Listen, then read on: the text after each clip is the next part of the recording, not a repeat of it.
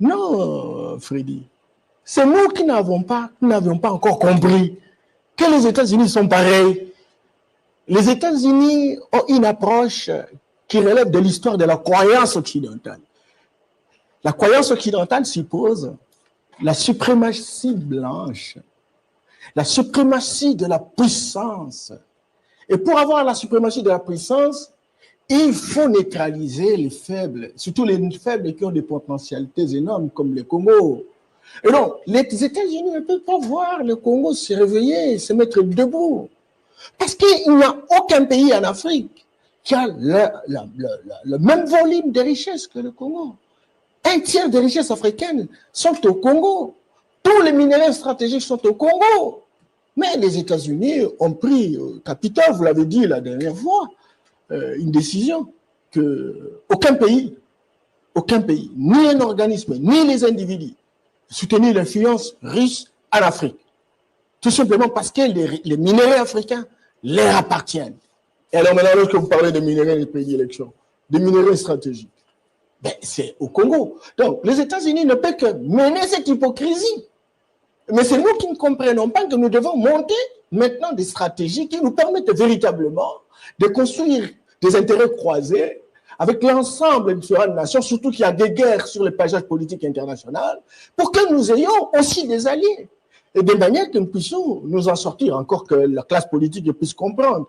Parce que la tendance aujourd'hui, c'est qu'on est en train de se fragiliser. Entre-temps, on croit que, bon, quand on est en face des États-Unis, le ministre du secrétaire d'État est arrivé, bon, disons ceci, on fragilise le Congo et on est dans son sens, ça ne sortira pas. Donc, ça à nous maintenant de comprendre que ce soit l'élite qui est au pouvoir, l'élite qui fait l'opposition et l'élite intellectuelle et sociale pour dire nous avons un défi commun, il faut un pacte républicain et ce pacte républicain va nous sortir véritablement de cet engrenage. J'ai compris en fait que notre malheur, c'est l'Occident. Et cela date depuis très longtemps. Parce que l'Occident a mis en place un paradigme. Le paradigme occidental est fondamentalement égocentrique à rentabilité externe. Construisons un monde où nos valeurs doivent être universelles et les imposer partout. Ce paradigme n'a pas encore changé. Ça peut être à l'époque de Mobutu, de Kabila, et aujourd'hui, avec le président Tshisekedi. Et certainement, vous avez suivi les menaces. Quand on dit, tout ce qui appartient au monde aujourd'hui, c'est pour nous. On n'ose pas.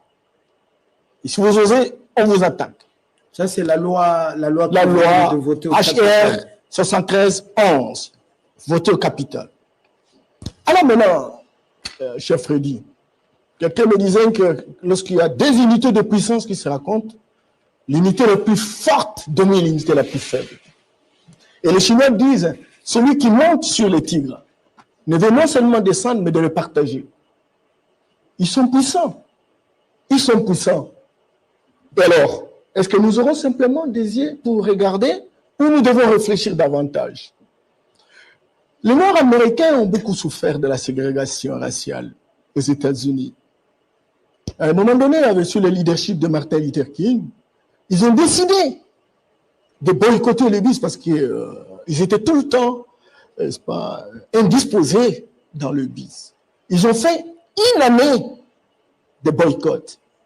Et puis après, avec Kennedy, John, eh bien, on a cassé cette ségrégation. Ils sont revenus.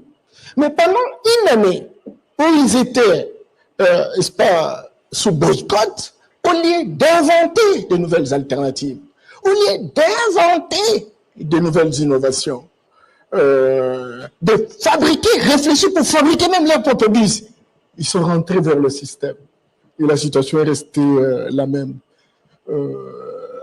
Joseph Paul vous disait toujours, quel est notre illogisme en fait? Tantôt nous disons que c'est eux, et tantôt nous allons vers eux, pour parler avec eux. Est-ce qu'il n'y a pas moyen d'inventer une autre voie qui nous permette véritablement de construire notre autonomie? De puissance. L'Amérique est en train de perdre le monopole de la puissance, mais il reste puissant. Et les Chinois entrent dans la danse, les Russes dans la danse. Faites attention, quand quelqu'un accumule des richesses, il ressent sa puissance, la tendance vers la domination. Nous avons dit la dernière fois que n'eût été cet esprit, ce comportement-là, la Chine n'aurait pas une base militaire en Djibouti. Ce n'est que le début du commencement. Nous devons être en mesure de construire notre autonomie. Nous devons être en mesure de restaurer notre génie. Et tant sur ça, en fait. Lorsqu'il faut parler de la Chine, lorsqu'il faut parler de la Russie, certainement qu'ils ont fait un groupe de BRICS pour tromper la vigilance occidentale, pour dire qu'ils étaient des pays émergents. Encore l'émergence, ça rentre dans la diplomatie du vocabulaire, il ne faut même pas en tenir compte.